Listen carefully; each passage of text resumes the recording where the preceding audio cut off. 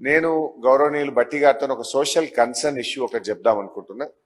మా గవర్నమెంట్ ఉండగా GO number 55 recruitments కు సంబంధించి జీవో 55 అని ఉండేది. కానీ మీరు వచ్చిన తర్వాత జీవో నంబర్ 29 అని తెచ్చారు. ఇది రిక్రూట్మెంట్ ఎట్లా చేయాలి అనే విషయంలో ఒక మార్పు తెచ్చారు. దీనివల్ల ఎవరికి నష్టం అవుతుందంటే ఎస్సీ, ఎస్టీ, బీసీలకు అన్యాయం జరుగుతాం. ఎందుకు జరుగుతా ఉంది? గతంలో ఏముండే అంటే ఒక 100 ఉద్యోగాలు ఉంటే 50 ఫస్ట్ మెరిట్ లిస్ట్ పక్కకు పెడతాం.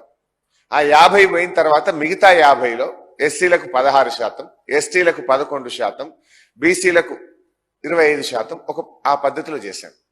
కానీ మీరు ఆ జీవో మార్చి జీవో నంబర్ 29 తేవడం వల్ల జరిగిన నష్టం ఏంటంటే మొదటి 50లో సపోజ్ ఒక 10 మంది ఎస్సీలు వచ్చింది అనుకోండి, ఆ 10 పెట్టి 6 తీసుకుంటున్నారు కింద.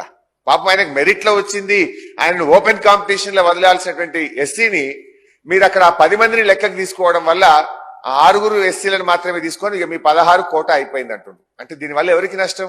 మరో 10 మంది దళిత విద్యార్థులకు ఉద్యోగులు రాకుండా పోతా ఉంది. బీసీలకు నష్టమైతుంది, గిరిజనులకు నష్టమైతుంది. ఆ రోజు మా ప్రభుత్వం అధ్యక్షత నేను హెల్త్ మినిస్టర్ గా ఫస్ట్ ఈ రాష్ట్రంలో 11% ఉద్యోగాల్లో విద్యలో గిరిజన రిజర్వేషన్ అమలు చేసిన మొదటి డిపార్ట్మెంట్ వైద్య ఆరోగ్య శాఖ డిపార్ట్మెంట్. ఆ రోజు నేను 980 మంది డాక్టర్ రిక్రూట్మెంట్ చేస్తే 11% ఎస్టీ రిజర్వేషన్ పెట్టి గిరిజనులకు ఉద్యోగాలు ఇచ్చాం. ఎంబీబీఎస్ అడ్మిషన్ లో 11% రిజర్వేషన్ తో పిల్లలకు అడ్మిషన్స్ లో అవకాశం కల్పించిన మొదటి శాఖ ఆనాటి ప్రభుత్వంలో నాది. I don't want to go in to that.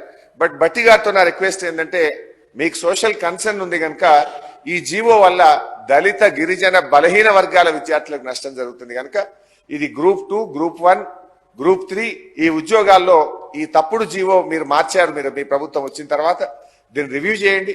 అవసరమైతే మీరు మీటింగ్ పెట్టండి. I will come to your meeting hall. మీరు ఏ టైంకు ఎప్పుడు ఎక్కడికి పిలిస్తే అక్కడికి వస్తా, అన్ని వివరాలతో వచ్చి మీకు ఎక్స్ప్లెయిన్ చేస్తా. Let us help the SC, ST, BC students in getting the employment.